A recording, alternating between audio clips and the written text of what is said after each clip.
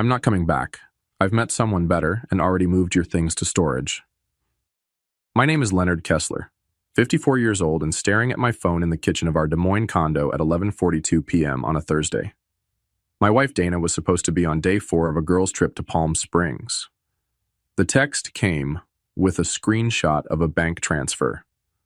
$118,000 moved from our joint savings to her personal account. I set my phone down and finished my coffee. 15 years of marriage ended in 2 sentences and a screenshot. For months there had been signs, weekend getaways that stretched longer, new clothes she never wore around me, phone calls that stopped when I entered a room. I noticed it all. I'm a forensic accountant. Noticing discrepancies is what I do for a living. But I said nothing. Maybe that was my first mistake. Or maybe my first mistake was marrying someone who thought my career was just spreadsheets and boring numbers. I opened my laptop and checked one of my email accounts, one Dana didn't know existed. 3 notifications from my bank's security system. Someone had attempted to change passwords on accounts Dana had never seen. She was being thorough. I had to respect that. I picked up my phone and typed 2 words in response. Good luck. Then I called my brother Jason. Remember that contingency plan we discussed 5 years ago? I said when he answered. It's time. Are you sure? He asked. Yes, I replied. She just made her move. I hung up and glanced at the wedding photo on the wall. It was the only picture in the condo that still had both of us in it. I should have noticed that too. I met Dana Bowman at an alumni event for the University of Iowa. I was 38, recently divorced from a short first marriage, and focused entirely on building my forensic accounting practice. Dana was 34, vibrant, ambitious, and completely uninterested in what I did for a living. I don't need to understand the details, she'd say whenever I tried to explain a case. As long as you make enough for us to live well. We married after a year of dating. I helped her open her yoga studio, funding the entire venture from my savings. When she wanted a bigger house and a better neighborhood, I agreed. When she wanted luxury cars and expensive vacations, I nodded and signed the checks. My father had warned me once. We were fixing his deck and he paused, hammer in hand. Son, I notice your wife spends a lot of your money, he said carefully. Just make sure she values what you do to earn it. I brushed him off, but the comment stuck with me. 6 years into our marriage, I began quietly restructuring my assets. Nothing illegal, just protective. I created 2 limited liability companies, established trusts, invested in crypto, and maintained offshore accounts for international clients. Dana knew about our joint checking and savings, but nothing else. I watched as she became increasingly involved in fitness influencer circles. Her Instagram followers grew into the thousands. She started taking trips with her wellness community. First weekends, then full weeks. You wouldn't enjoy it, she'd say. It's all yoga talk and juice cleanses. Last Christmas, she forgot my birthday. When I mentioned it the next day, she bought me an expensive watch and said, I've just been so busy with the studio expansion. I accepted the watch, but that night, I finalized the paperwork on my contingency plan. The signs were all there. I just didn't want to see the full picture. The morning after her text, I woke up early and made coffee, same as always. Habits are hard to break, even when your world has collapsed. I logged into my primary financial management system, custom built for my practice but adapted for personal use. With a few keystrokes, I activated the contingency protocol Jason and I had designed years earlier.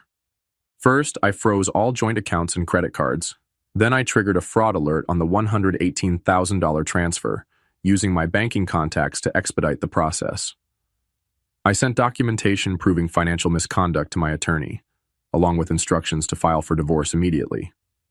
Then I called my mother. Dana's left me, I said simply.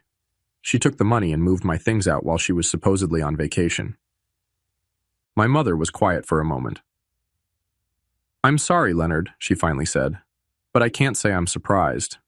What are you going to do? What I've been preparing to do for years, I replied. Protect what's mine. An hour later, my phone lit up with Dana's name. I declined the call. 10 more calls followed, then a text. What the hell did you do? The money's gone and my cards don't work. I didn't respond.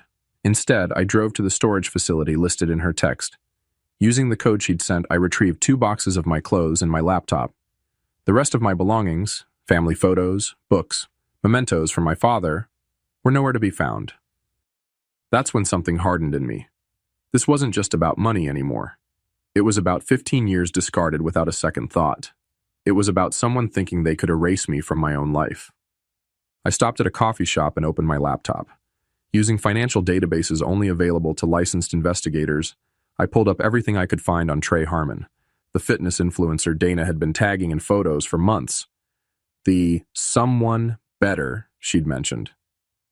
What I found confirmed my suspicions. Trey's gym business was leveraged to the hilt. 3 maxed-out business credit cards, a lease he couldn't afford, and Dana had already co-signed on a car loan with him 2 months earlier. I closed my laptop and drove to a hotel.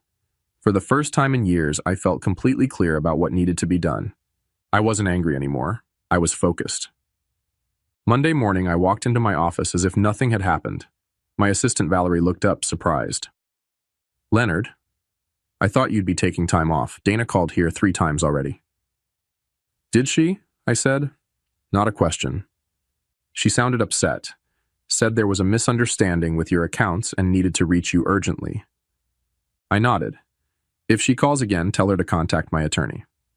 By noon, Dana had escalated from calls to appearing in person. The receptionist buzzed my office.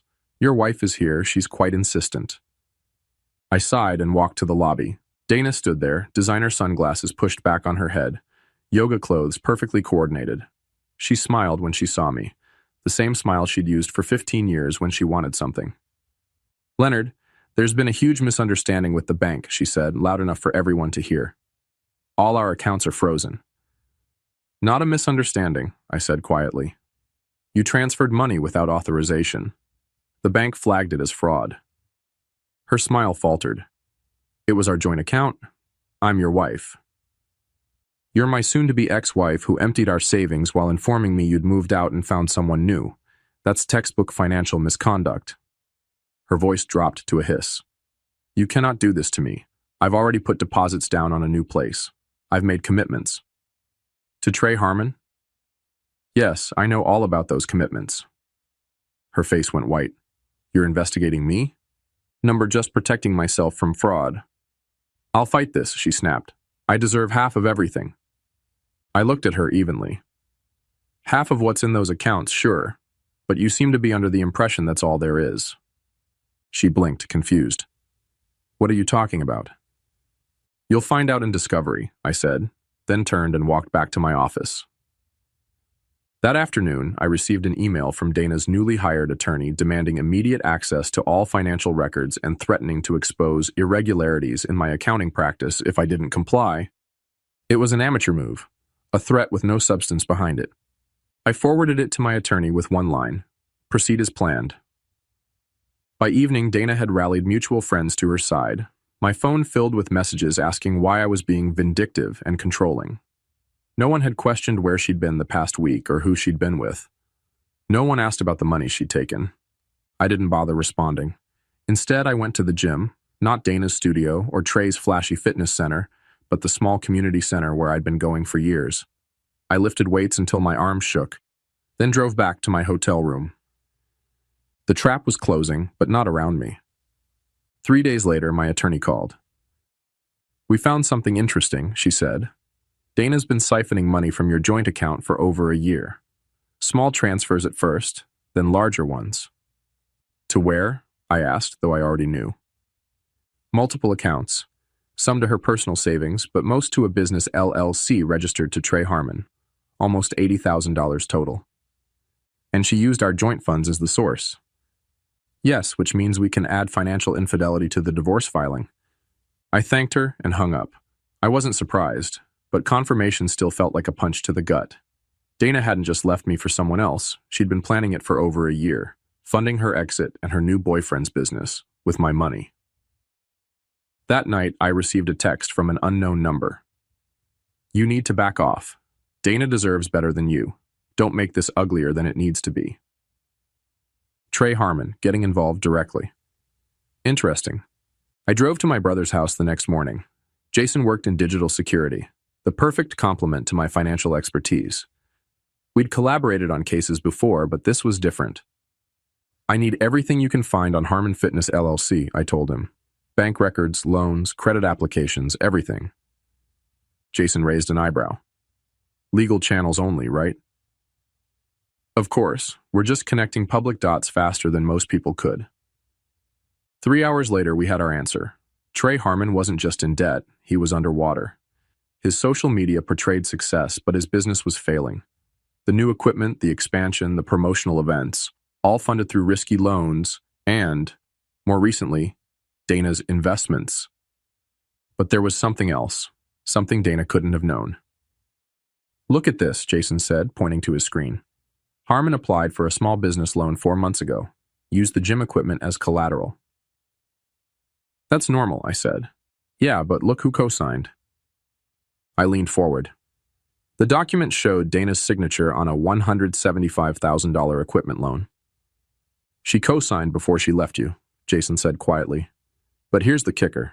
The loan specifies joint responsibility with her spouse. They used your marital status to secure better terms. I stared at the screen. She put my assets on the hook for his loan without my knowledge. Exactly, and there's more. 3 credit cards, a car lease, and the new commercial space rental, all co-signed by Dana, all leveraging your marital assets as security. I stood up and walked to the window. Outside, children were playing in the yard next door, oblivious to the adult complications of the world. She has no idea what she's done, I said finally, and neither does he. The next morning, I met with my attorney and laid out everything we'd found. I want to move quickly, I told her, before they realize what's happening. She reviewed the documents and nodded. We'll file for emergency asset protection today. The loan fraud alone is enough to freeze everything until the divorce is settled. That afternoon, I drove to Harmon Fitness. The gym was sleek and modern, with motivational quotes painted on the walls and Trey's face plastered across the entrance.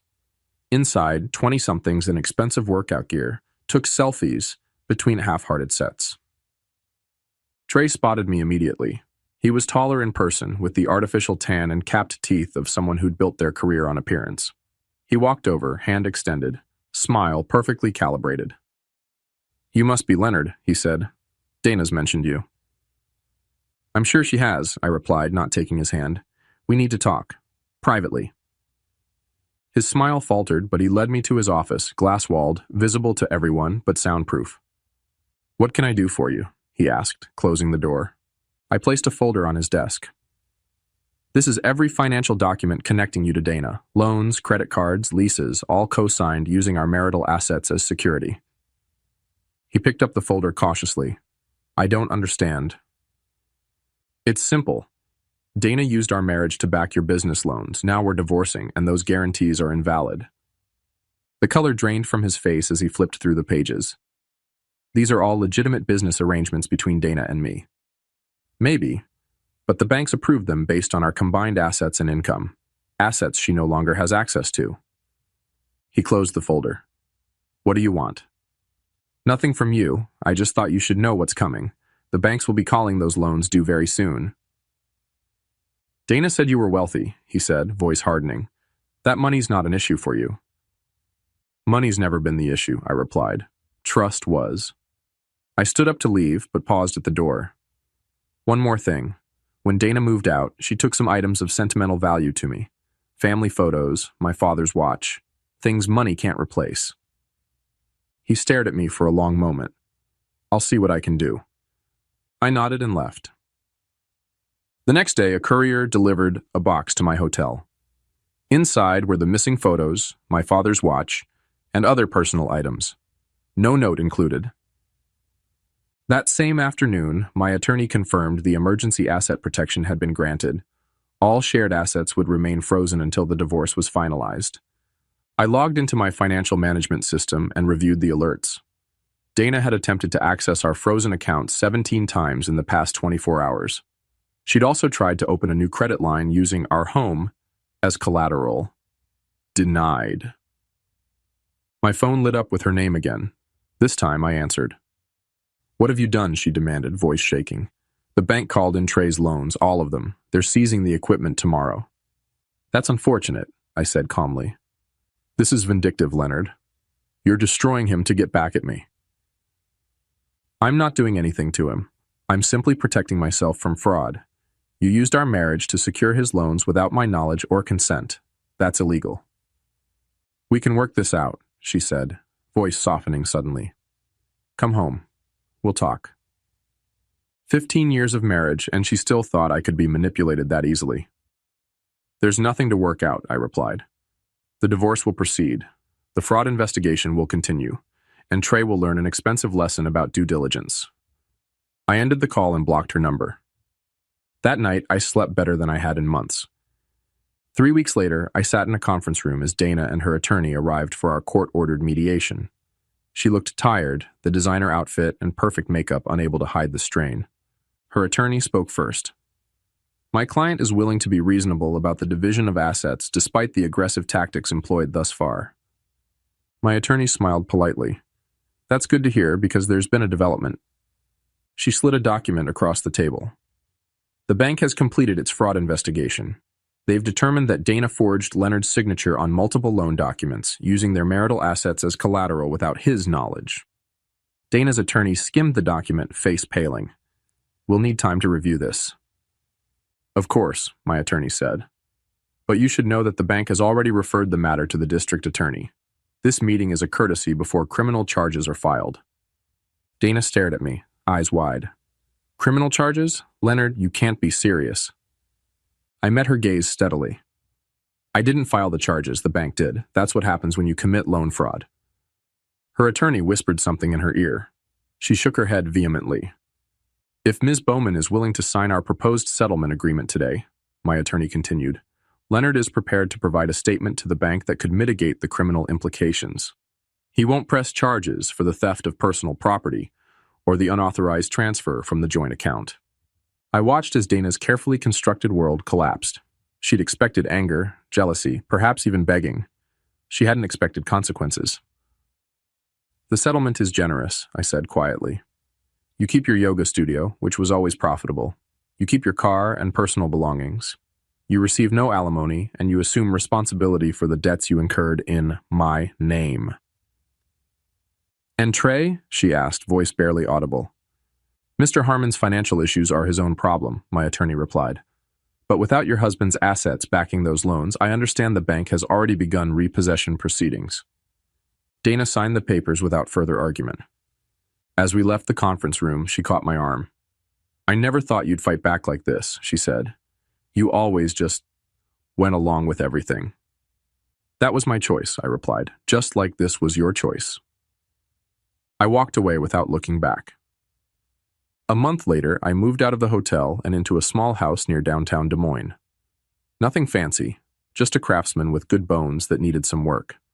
The kind of project that would keep my hands busy and my mind occupied during the evenings. I heard through mutual friends that Dana had moved to Colorado to start over. Her Instagram showed mountain views and inspirational quotes about new beginnings. Trey's gym had been sold to a national chain, and he'd relocated to Miami to expand his brand. Neither of them mentioned what had happened. People rarely advertise their failures. My brother Jason stopped by one Saturday to help me install new cabinets in the kitchen. Heard anything from Dana? He asked as we measured for the hinges. No, I said, and I don't expect to. You know, you could have taken her for everything. The fraud charges alone would have ensured that. I shrugged. What would be the point? She's no longer my problem. We worked in comfortable silence for a while, the rhythm of measuring, cutting, and mounting creating a meditative state. I'm thinking of taking some time off, I said eventually. Maybe drive up to Minnesota, do some fishing at the cabin. Dad would like that, Jason replied. You haven't been there since he passed. That evening, after Jason left, I sat on my back porch with a glass of bourbon. The neighborhood was quiet, with only the occasional dog bark or child's laugh breaking the silence. Different from the upscale community Dana had insisted on. More real somehow. I thought about the last 15 years, how I'd allowed someone else to define my life, my worth, how I'd noticed the signs but chosen to ignore them, how when the moment came I'd been prepared because some part of me had always known this day would arrive. I didn't feel victorious, I didn't feel vindicated, I just felt free. The next morning, I called my office and told them I'd be taking 2 weeks off. Then I packed my truck, locked up the house, and headed north. No itinerary, no expectations. Just the open road. And for the first time in years, no invisible ledger of resentments to balance.